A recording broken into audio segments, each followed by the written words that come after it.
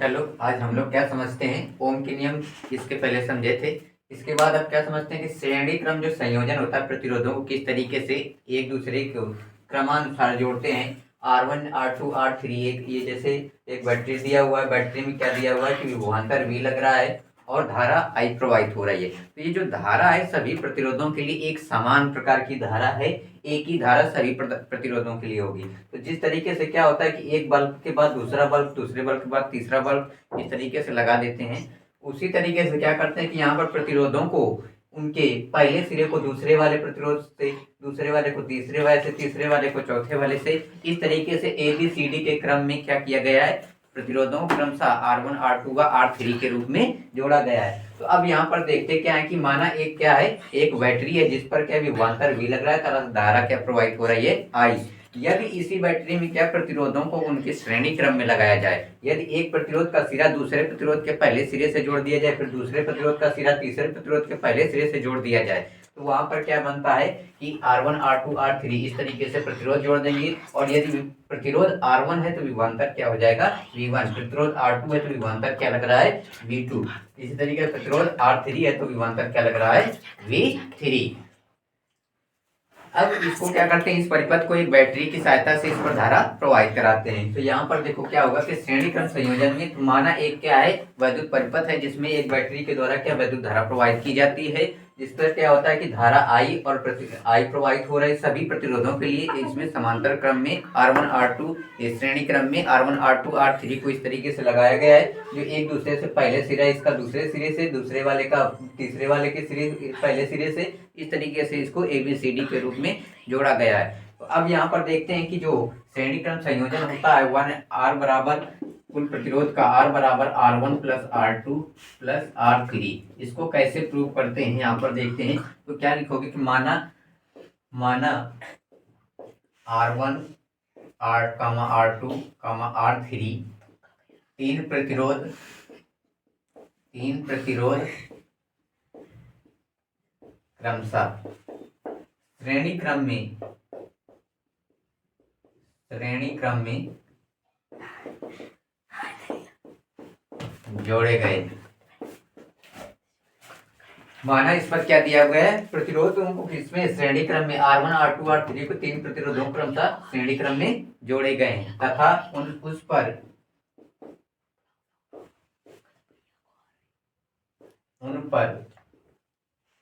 प्रवाहित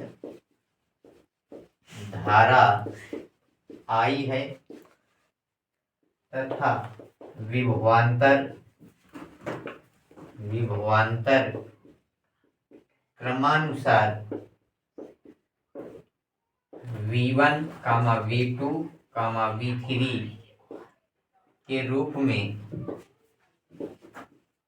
श्रेणी क्रम में जोड़े गए, श्रेणी क्रम में प्रयोग किए गए हैं। अब यहाँ पर क्या करते हैं, जब क्या है प्रतिरोध R1 हो तो विभवांतर क्या हो जाएगा V1 हो जाएगा, प्रतिरोध R2 हो जाएगा तो विभवांतर क्या हो जाएगा V2 हो जाएगा। इसी तरीके से क्या करते हैं, इस परिपथ में सभी प्रतिरोधों और विभवांतर के लिए क्या है धारा I ही प्रवाहित होगी। तो यहाँ पर क्या करते हैं, ओम के नियम के अनुसार, ओम के नियमानुसार, ओम का नियम क्या था, V बराबर IR, क्या था V बराबर IR। तो यदि विभवांतर V1 हो तो V1 बराबर क्या लिख लेंगे IR1, V2 बराबर क्या आ जाएगा IR2, V3 बराबर क्या आ जाएगा IR3। जब परिपथ में कुल विभवांतर V हो, जब परिपथ में कुल विभवांतर क्या हो V हो, तो अब देखते हैं कि विभवांतर जब क्या दिया हो V बराबर V1 plus V2 plus V3 दिया हो, तो इसको समीकरण 1 मान लेते हैं। V बराबर कुल विभवांतर, और कुल विभवांतर बैटरी में यूज विभवांतर का क्या कर देते हैं सम कर लेते हैं, जोड़ लेते हैं। तो V बराबर क्या आ जाएगा V1 plus V2 plus V3 आ जाएगा। तो अब V बराबर क्या करते हैं, समीकरण एक में V1 V2 व V3 के मान रखने पर, अब देखो समीकरण एक में V1 V2 और V3 के मान रखने पर, तो V1 का मान क्या है, V बराबर IR1, V2 बराबर IR2, V3 बराबर IR3। तो इसी तरीके से V बराबर क्या आ जाएगा, V1 की जगह पर क्या लिख लेंगे, IR1 प्लस V2 की जगह पर क्या आ जाएगा, IR2 आ जाएगा, प्लस V3 की जगह पर क्या आ जाएगा, IR3 आ जाएगा। अब V बराबर क्या आ जाएगा, I सब में दिख रहा है ना, तो I सबसे क्या कर लेंगे कॉमन, तो क्या आ जाएगा, R1 प्लस का R2 प्लस R3 आ जाएगा। इसी तरीके से अब I यहाँ पर दिया हुआ गुणा में, इसके नीचे भेज देंगे, इसको कहाँ आ जाएगी, भाग में आ जाएगी। तो इधर क्या बच गया, R1 प्लस का R2 प्लस का R3। अब क्या लिख सकते हैं यहाँ पर, यदि V अपान I बराबर क्या हो, R हो, V अपान I बराबर क्या हो, R हो, तब तो V अपान I की जगह पर हम क्या लिख सकते हैं, R लिख सकते हैं। तो R बराबर क्या आ जाएगा, R1 प्लस का R2 प्लस R3 आ जाएगा।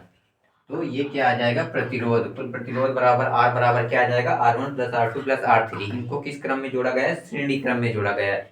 तो यहाँ पर देखो देखते हैं क्या कि एक यदि किसी वैद्युत परिपथ में क्या धारा I प्रवाहित की जाए तथा विभवांतर V लग रहे हो और प्रतिरोध R हो, तो यदि प्रतिरोधों को किसमें श्रेणी क्रम निकालना हो तो क्या करते हैं, प्रतिरोधों को श्रेणी क्रम में R1 R2 R3 के रूप में जोड़ते हैं। इसी तरीके से डैश R3 R4 R5 इस तरीके से करते जाएंगे। यदि प्रतिरोध R1 लगेगा तो विभवांतर क्या लगेगा, V1। यदि प्रतिरोध R2 लगेगा तो विभवांतर क्या लगेगा, V2। यदि प्रतिरोध R3 है तो विभवांतर क्या हो जाएगा, V3 हो जाएगा। अब इनको किस क्रम में जोड़ते हैं, श्रेणी क्रम में जोड़ते हैं, तथा धारा इसमें सभी प्रतिरोध और विभवांतरों के लिए क्या है, धारा I प्रवाहित हो रहा है। I को क्या बोलते हैं, धारा बोलते हैं। तो इसमें क्या करते हैं कि माना R1 R2 R3 क्या है, तीन प्रतिरोध श्रेणी क्रम में जोड़े गए हैं और उन पर प्रवाहित धारा I है तथा विभवांतर क्रमानुसार क्या है, V1 V2 V3 के रूप में श्रेणी क्रम में प्रयोग किए गए हैं। अब ओम के नियमानुसार ओम का नियम क्या होता है, V बराबर IR, क्या होता है, V बराबर IR होता है ना।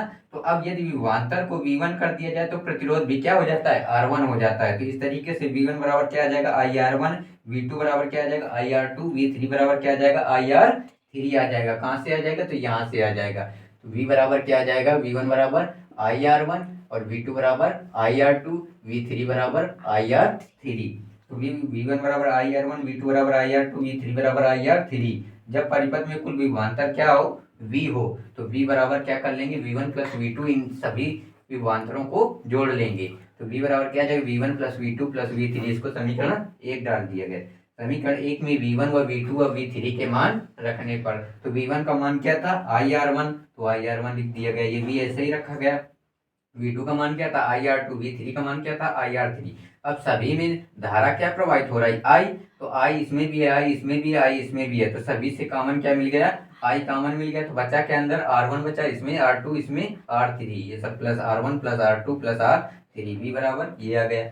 अब I इधर गुणा में इधर आके कहाँ हो जाएगा, भाग में। तो V अपान I बराबर क्या आ गया, R1 plus R2 plus R3।